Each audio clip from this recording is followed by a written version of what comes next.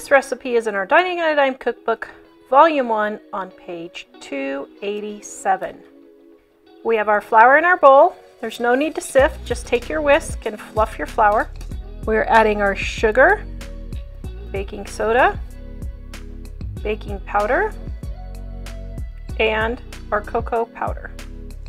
We're going to sift all those together with our whisk just to get the lumps out.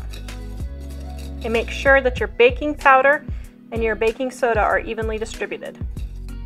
Then you're going to add your water and our secret ingredient, mayonnaise, and our homemade vanilla. Don't worry, you don't need to use homemade vanilla. I just happen to have some. Stir this all together until well combined. Then you're going to grease a pan, 9x13 pan, and pour in your cake batter. Then we're going to bake at 350 degrees. The recipe is in the description below. Now, for your frosting, you're going to take and melt your butter or your margarine. And then you're going to add your milk,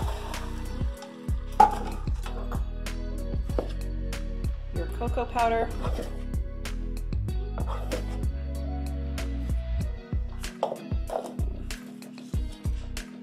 and your sugar. You may need to whisk your cocoa to get it all dissolved in your liquids. Then you're going to take a fork and poke holes all over your cake. This allows the frosting to get all in your cake. Then you're going to pour your frosting all over your cake. And spread your frosting all around.